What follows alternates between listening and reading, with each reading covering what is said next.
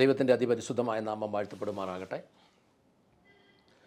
ദൈവത്തിൻ്റെ യഥാർത്ഥ പദ്ധതി അല്ലെങ്കിൽ ദൈവത്തിൻ്റെ ഇഷ്ടം മനുഷ്യരും ദൈവവും, അതായത് ദൈവവചന വ്യവസ്ഥയിൽ ദൈവത്തെ സേവിക്കുന്ന മനുഷ്യരും ദൈവത്തെ ആരാധിക്കുന്ന മനുഷ്യരും ദൈവവചനമനുസരിച്ച് ജീവിക്കുകയും ദൈവത്തോട് കൂട്ടായ്മയുള്ളവരുമായ ഒരു കൂട്ടവും അവരുടെ ദൈവവുമായി ദൈവവും ചേർന്ന ഒരു യഥാർത്ഥ ലോകമാണ് ദൈവത്തിൻ്റെ യഥാർത്ഥത്തിലുള്ള ഇഷ്ടം. ഇത് ഉൽപ്പത്തി പുസ്തകത്തിൻ്റെ തുടക്കം മുതൽ ദൈവത്തിൻ്റെ പദ്ധതി ഇത് തന്നെയാണ് എന്ന് നമ്മൾ മനസ്സിലാക്കും. അത് അന്നും ഇന്നും മുന്നോട്ടും എന്നും ദൈവത്തിൻ്റെ പദ്ധതി അങ്ങനെ തന്നെയാണ് എന്ന് തന്നെ നമുക്ക് മനസ്സിലാക്കാം. പക്ഷേ പലപ്പോഴും പല പദ്ധതികളും ലക്ഷ്യത്തിലെത്താത്തത് ദൈവത്തിൻ്റെ പദ്ധതിയുടെ പൂർണ്ണ സമയമാകാത്തത് കൊണ്ടാണ് എന്ന് നമുക്ക് മനസ്സിലാകും. അല്ലാതെ ദൈവത്തിൻ്റെ വീഴ്ച കൊണ്ടോ ദൈവത്തിന് ഇത് അറിയാൻ മേലാഞ്ഞിട്ടൊന്നുമല്ല. ദൈവം ഇതെല്ലാം ഈ പ്രപഞ്ചം സൃഷ്ടിക്കുന്നതിന് മുമ്പ് തന്നെ വ്യക്തമായി പ്ലാൻ ചെയ്ത് വെച്ചിരിക്കുന്നതാണ്. സ്ഥിരമായി എഴുതി വച്ചിരിക്കുന്ന കാര്യങ്ങളാണ്. അത് മാറില്ല. അതിൻ്റെ സമയത്ത് അതെല്ലാം നടക്കും. അപ്പോൾ നമ്മൾ മനസ്സിലാക്കുന്നത് ഈ ദൈവിക പദ്ധതിയിൽ ആദിമാതാപിതാക്കൾ വീണു. പിന്നീട് നോഹയുടെ കാലഘട്ടത്തിൽ ഒരു പ്രളയത്തിലൂടെ ഈ ഭൂമിയിലുള്ള സർവ്വ ജീവജാലങ്ങളെയും ദൈവം നശിപ്പിച്ചു. നോഹയും കുടുംബാംഗങ്ങളും ഈ രണ്ട് ജോഡി മൃഗങ്ങളും പക്ഷികളും മത്സ്യങ്ങളും ഒക്കെ ഒഴിച്ച് ബാക്കിയുള്ളതുങ്ങളെ മുഴുവൻ ദൈവം നശിപ്പിച്ച് കളഞ്ഞു. അതിനുശേഷം വീണ്ടും അത് വർദ്ധിച്ച് വന്നപ്പോൾ അബ്രാം എന്നൊരു മനുഷ്യനെ, അബ്രഹാമല്ല അബ്രാം, അയാളെ വിളിച്ചൊരു നിശ്ചിത സമയം വരെ അങ്ങേരുടെ പേര് അബ്രാം എന്നായിരുന്നു. അദ്ദേഹത്തിൻ്റെ ഭാര്യയുടെ പേര് സാറായി എന്നായിരുന്നു. നമ്മൾ മുന്നോട്ട് പല ക്ലാസ്സുകളിൽ ചെല്ലുമ്പോൾ അബ്രാം എങ്ങനെ അബ്രഹാം ആയെന്നും സാറായി എങ്ങനെ സാറ ആയെന്നും ഒക്കെ നമുക്ക് ബൈബിളിൻ്റെ വ്യവസ്ഥയിൽ ചിന്തിക്കാം. ഞാൻ ഇന്ന് പറയാൻ പോകുന്ന കാര്യങ്ങളൊക്കെ നടക്കുമ്പോൾ ഇദ്ദേഹം അബ്രാം ആയിരുന്നു. അബ്രാം ഇടയ്ക്കെപ്പോഴെങ്കിലും എൻ്റെ വായിൽ നിന്ന് അബ്രഹാം എന്ന് വന്നു പോയെങ്കിൽ അത് സ്ഥിരപരിചയം കൊണ്ട് വന്നു പോകുന്നതാണ്. നിങ്ങൾ ക്ഷമിക്കണമെന്ന് അഡ്വാൻസ് ജാമ്യം എടുക്കുന്നു. അബ്രാം ഉൽപ്പത്തി പുസ്തകം 12-ാം അധ്യായത്തിൽ അതിൻ്റെ 1, 2, 3 വാക്യങ്ങൾ ഇന്ന് എഴുതിയിരിക്കുന്നു. യഹോവയായ ദൈവം അബ്രഹാമിനോട് അരുളി ചെയ്തു, നിൻ്റെ ദേശത്തെയും നിൻ്റെ ജനങ്ങളെയും നിൻ്റെ പിതൃഭവനക്കാരെയും വിട്ട് ഞാൻ നിന്നെ കാണിക്കാനിരിക്കുന്ന ദേശത്തേക്ക് പോകുക. ഞാൻ നിന്നെ വലിയൊരു ജനതയാക്കും, ഞാൻ നിന്നെ അനുഗ്രഹിക്കും, നിൻ്റെ നാമത്തെ ഞാൻ ശ്രേഷ്ഠമാക്കും, നീ ഒരു അനുഗ്രഹമായിരിക്കും, നിന്നെ അനുഗ്രഹിക്കുന്നവരെ ഞാൻ അനുഗ്രഹിക്കും, നിന്നെ ശപിക്കുന്നവരെ ഞാൻ ശപിക്കും, ഭൂമിയിലെ സകല വംശങ്ങളും നിന്നിലൂടെ അനുഗ്രഹിക്കപ്പെടും. ഒരു കാലഘട്ടത്തിൽ മനുഷ്യരെല്ലാം ജീവിച്ചിരിക്കുമ്പോൾ ഇതേതാണ്ട് ഈ മൊസപ്പൊട്ടോമിയൻ ഏരിയയിലുള്ള ഒരു സ്ഥലത്തു നിന്നാണ് അബ്രഹാമിനെ വിളിക്കുന്നത്. അബ്രഹാമിനെ ദൈവം വിളിക്കുമ്പോൾ എഴുതി വെച്ച പുസ്തകമോ ദൈവവചനമോ ഒന്നുമുള്ള കാലത്തിലല്ല വിളിക്കുന്നത്. അബ്രഹാം ദരിദ്രനൊന്നുമല്ലായിരുന്നു. വിളിച്ചിറക്കുമ്പോൾ തന്നെ അത്യാവശ്യ സംവിധാനങ്ങളുള്ള ആളായിരുന്നു. ഞാൻ മനസ്സിലാക്കുന്നത്, ഞാൻ ചരിത്രങ്ങളിൽ കേട്ടിരിക്കുന്നത് 2 നില വീട് വരെ ഉണ്ടായിരുന്ന ആളാണ്. പ്ലംബിംഗ് ലൈനുകളിലും വാഷ് ബേസിനും ഒക്കെ ഉണ്ടായിരുന്ന അന്നത്തെ കാലത്തെ ഒരുവിധം കൊള്ളാവുന്ന സാമ്പത്തിക സംവിധാനമുള്ള വീട്ടിൽ നിന്ന് ഒരാളായിരുന്നു. അങ്ങനെയുള്ള ഈ അബ്രാമിനെ ദൈവം വിളിച്ചു.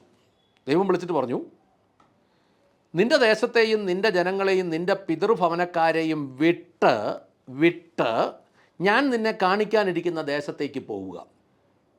ഞാൻ നിന്നെ വലിയൊരു ജനതയാക്കും, ഞാൻ നിന്നെ അനുഗ്രഹിക്കും, നിൻ്റെ നാമത്തെ ഞാൻ ശ്രേഷ്ഠമാക്കും, നീ ഒരു അനുഗ്രഹമായിരിക്കും, നിന്നെ അനുഗ്രഹിക്കുന്നവരെ ഞാൻ അനുഗ്രഹിക്കും, നിന്നെ ശപിക്കുന്നവരെ ഞാൻ ശപിക്കും, ഭൂമിയിലെ സകല വംശങ്ങളും നിന്നിലൂടെ അനുഗ്രഹിക്കപ്പെടും. ഇവിടെ ഒരു കാര്യം ഞാൻ പ്രിയപ്പെട്ട ശ്രോതാക്കളോട് പറയട്ടെ. ദൈവത്തിൻ്റെ വിളി വ്യക്തിപരമാണ്. അത് എല്ലാ കാലത്തും ദൈവവചനവുമായി നോക്കി നിൽക്കുമ്പോൾ ഓർത്തോണം, ദൈവത്തിൻ്റെ വിളി വ്യക്തിപരമാണ്. എന്നെയും എൻ്റെ ഭാര്യയെയും എൻ്റെ മക്കളെയും ഞാനായിരിക്കുന്ന കൂട്ടത്തെ എല്ലാം കൂടെ ചേർന്നൊന്നുമല്ല വിളിക്കുന്നത്. അവരെ വിളിക്കാൻ ദൈവം മതിയായവൻ. എന്നെ വിളിക്കുന്നത് വ്യക്തിപരമായി എന്നെ മാത്രമാണ്. എൻ്റെ ഭാര്യയും മക്കളും കൂടെ ഇല്ലെന്നല്ല, ഞങ്ങളെല്ലാം ഒരൈക്യത്തിലും ഒരു മനസ്സിലും ഒക്കെ ആണെങ്കിലും ഒരുമിച്ചാണ്. പക്ഷെ വിളി വ്യക്തിപരമാണ്. അങ്ങനെ ദൈവം അങ്ങനെ വിളിച്ചു, അബ്രാമിനെ വിളിച്ചു. എന്നാൽ 4-ാം അധ്യായം, ഈ 12-ാം അധ്യായത്തിൻ്റെ 4-ാം വാക്യം ഇങ്ങനെ പറയുന്നു, ഉൽപ്പത്തി 12:4. അങ്ങനെ യഹോവ തന്നോട് കൽപ്പിച്ചതനുസരിച്ച് അബ്രാം പുറപ്പെട്ടു, ലോത്തും അദ്ദേഹത്തിൻ്റെ കൂടെ പോയി. സത്യം പറഞ്ഞാൽ പിതൃ സഹോദര പുത്രനെ ഒന്നും ആയിട്ട് പോകാനല്ല ദൈവം പറഞ്ഞത്. ദൈവം പറഞ്ഞത് തന്നെ നിൻ്റെ പിതൃഭവനക്കാരെയൊക്കെ വിട്ട് കൊണ്ടുപോകാനാണ് പറഞ്ഞത്. എന്നിട്ട് 5-ാമത്തെ വാക്യത്തിൽ അദ്ദേഹം തൻ്റെ ഭാര്യയായ സാറായിയെയും സഹോദരൻ്റെ പുത്രനായ ലോത്തിനെയും, സഹോദരൻ്റെ പുത്രൻ ഒന്നും കൊണ്ടുചെല്ലാൻ പറഞ്ഞില്ല. അപ്പോൾ അബ്രാം ദൈവം പറഞ്ഞതനുസരിച്ച് പുറപ്പെട്ടു. പക്ഷേ ഒറ്റ കാര്യമുണ്ട്, ഈ പറഞ്ഞതിൻ്റെ ഒരു ഭാഗം പുള്ളി ശരിക്ക് കേട്ടില്ലെന്ന് തോന്നുന്നു. നിൻ്റെ ദേശത്തെയും നിൻ്റെ ജനങ്ങളെയും നിൻ്റെ പിതൃഭവനക്കാരെയും വിട്ട് എന്ന് പറഞ്ഞിട്ട് 5-ാം വാക്യത്തിൽ പറയുക, അദ്ദേഹം തൻ്റെ ഭാര്യയായ സാറായിയെയും സഹോദരൻ്റെ പുത്രനായ ലോത്തിനെയും കൂട്ടത്തിൽ കൂട്ടി. അപ്പോൾ ഇവിടെ നമുക്ക് മനസ്സിലാകുന്നത് പറഞ്ഞ കാര്യം മുഴുവൻ അങ്ങേര് കേട്ടില്ല. അതുകൊണ്ട് എന്നാ സംഭവിച്ചെന്ന് ചോദിച്ചാൽ, കുറച്ച് കഴിഞ്ഞപ്പോൾ അദ്ദേഹത്തിന് ആകെ പ്രശ്നങ്ങൾ ഉണ്ടായി. ഇതാ ഞാൻ പറഞ്ഞത്, വിളി വ്യക്തിപരമാണ്.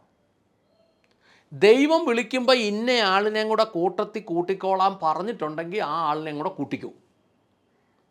അല്ലാതെ അവരെ എല്ലാം കൂട്ടിക്കൊണ്ട് പോയാൽ അത് നമുക്ക് എന്നും തലവേദനയാണ് എന്നാണ് ഈ പറഞ്ഞു വന്നതിൻ്റെ കാര്യം.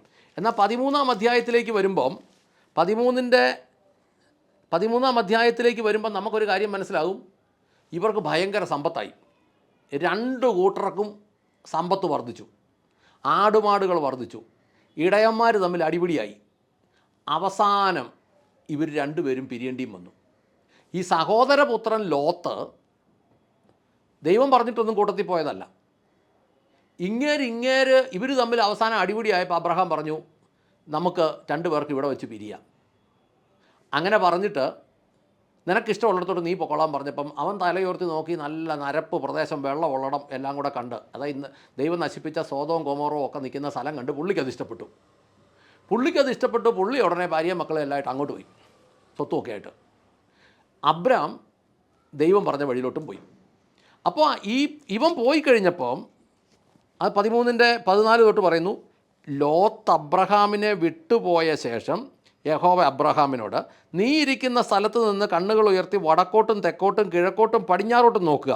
നീ കാണുന്ന ഭൂമിയെല്ലാം ഞാൻ നിനക്കും നിൻ്റെ സന്തതിക്ക് എന്നേക്കുമായി തരും. ഞാൻ നിൻ്റെ സന്തതിയെ നിലത്തെ പൊടി പോലെയാക്കും.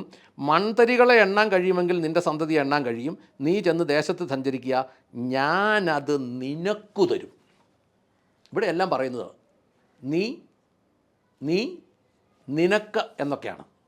അതായത് ഇത്രേ ഉള്ളൂ, ദൈവത്തിൻ്റെ വിളി വ്യക്തിപരമായി സ്വീകരിക്കുന്ന ഏതൊരു വ്യക്തിയും ദൈവത്തെ നോക്കി ദൈവം പറയുന്നതനുസരിച്ച് പോകണം എന്നുള്ളതാണ് ഇതിനകത്തെ ഒന്നാമത്തെ പാഠം.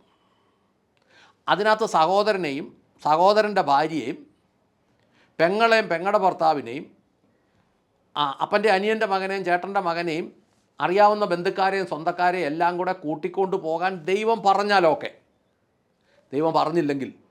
അതുകൊണ്ട് തന്നെ ദൈവവചനം നമ്മൾ പഠിക്കുമ്പോൾ വളരെ ശ്രദ്ധയോടെ ഓരോ വാക്കുകളും ശ്രദ്ധിച്ച് നമ്മളിത് പഠിക്കേണ്ട ഉത്തരവാദിത്തമുണ്ട്. ഇല്ലെങ്കിൽ ഈ നമ്മുടെ കൂടെ കൂടുന്നവർ ദൈവഹിതപ്രകാരമുള്ള അല്ലാത്തവർ, അവർക്കവരെ അനുഗ്രഹവുമായി ലോകത്തവസാനം ലോത്തിൻ്റെ ഭാര്യ എല്ലാം നഷ്ടപ്പെട്ടു പോയി. ലോത്തിന് 2 പെമ്മക്കളെ ഒഴിച്ച് ബാക്കി മുഴുവൻ നഷ്ടപ്പെട്ടു പോയി എന്നാണ് നമ്മൾ പിന്നീട് വായിക്കുന്നത്. ഞാനിങ്ങനെ ഓർക്കുന്നു, ചിലപ്പം അവരുടെ നാട്ടുകാർ പറഞ്ഞു കാണും അവനെ കൊണ്ടുപോയി നശിപ്പിച്ച് കളഞ്ഞെന്ന് അബ്രഹാം. അതുകൊണ്ട് പ്രിയപ്പെട്ടവരെ പ്രാർത്ഥിക്കാം. സ്വർഗസ്ഥനായ പിതാവേ, അങ്ങയുടെ നാമം, ഞങ്ങളുടെ കർത്താവായ യേശു ക്രിസ്തുവേ, പരിശുദ്ധാത്മാവായി ഞങ്ങളുടെ നല്ല ദൈവമേ, കർത്താവേ, പ്രിയ ശ്രോതാക്കളെ ഓരോരുത്തരെയും അങ്ങയുടെ കരങ്ങളിലേക്ക് ഏൽപ്പിക്കുന്നു. അവരുടെ ജീവിതം അക്ഷരം പ്രതി ശ്രദ്ധിക്കുവാൻ ദൈവമേ അവരുടെ ബുദ്ധിയെ തുറന്നു കൊടുക്കണമേ എന്ന് പ്രാർത്ഥിക്കുന്നു. എവിടെയാണ് വീഴ്ച പറ്റിയത്, എവിടെയാണ് കുറവ് പറ്റിയത് എന്ന് തിരിച്ചറിയുവാൻ, ദൈവം പറഞ്ഞതിനപ്പുറം ചെയ്ത കാര്യങ്ങൾ തങ്ങളുടെ ജീവിതത്തിൽ നഷ്ടമായി കഷ്ടമായി എന്നുള്ളത് മനസ്സിലാക്കിയിട്ട്, ഇന്നലെ വരെയുള്ളത് അല്ല കർത്താവെ, ഇന്ന് വരെയുള്ളത് ആ നഷ്ടങ്ങൾ അവിടെ നിർത്തിയിട്ട് ദൈവത്തിൻ്റെ ഇഷ്ടത്തിനകത്തുള്ളത് മാത്രം വ്യക്തിപരമായി ദൈവവുമായി ചേർന്ന് ദൈവത്തിനെ മാത്രമേ വിശ്വസിക്കാൻ കൊള്ളൂ എന്നുള്ള ഉറപ്പിൽ നിന്ന് മുന്നോട്ട് പോകുവാൻ ഒരു കൃപ കർത്താവ് ഈ വചനം കേൾക്കുന്നവരുടെ ഉള്ളിലേക്ക് അയക്കണമേ. അവർക്ക് ഏറ്റവും അധികമായി അവർ വിശ്വസിക്കുന്നതും ആശ്രയിക്കുന്നതും ദൈവത്തെയും ദൈവത്തിൻ്റെ വചനത്തെയും ആയിരിക്കണമേ എന്ന് അനുഗ്രഹിച്ചു പ്രാർത്ഥിക്കുന്നു. കർത്താവേ, ചതിവുകളിലൂടെ പറ്റിയ മുറിവുകൾ കർത്താവ് സൗഖ്യപ്പെടുത്തട്ടെ. ആ മുറിവുകളിൽ വസിക്കുന്ന പൈശാചിക ശക്തികൾ കടലിൽ ചെന്ന് തീരട്ടെ. യേശു ക്രിസ്തുവിൻ്റെ നാമത്തിൽ അനുഗ്രഹം പ്രാപിക്കട്ടെ. അങ്ങ് പ്രാർത്ഥന കേട്ട് അനുഗ്രഹിച്ച കൃപയ്ക്ക് നന്ദി. യേശു ക്രിസ്തുവിൻ്റെ ധന്യമുള്ള നാമത്തിൽ തന്നെ. ആമേൻ, ആമേൻ, ആമേൻ.